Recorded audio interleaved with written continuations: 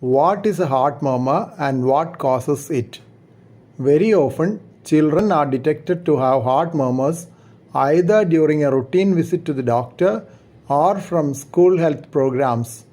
This causes a lot of anxiety to the parents.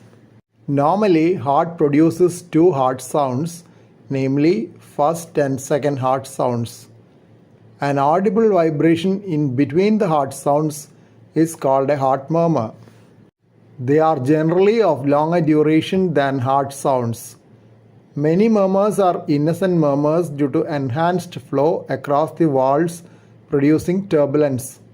In children, blood flow velocity is generally faster than in adults. Normal laminar flow of blood across the valves do not produce any murmur. Murmurs are produced by turbulent flow, usually of higher velocity. Some of the murmurs are due to abnormal blood flow, as in the case of leaky valve, obstructed valve, or abnormal communication between the chambers of the heart in the form of birth defects in its walls. Innocent murmurs are more common in children than murmurs due to significant heart disease.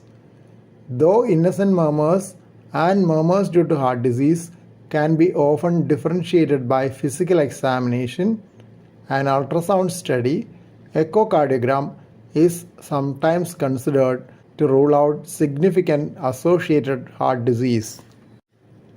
A common cause of murmur which is not due to heart disease is anemia.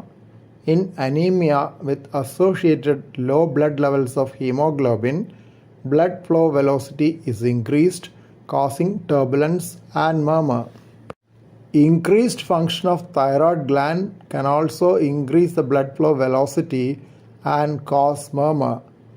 This is associated with a fast heart rate as well, which is sometimes irregular. Please don't forget to subscribe to this channel for future updates and click on the bell icon for all updates. Thank you.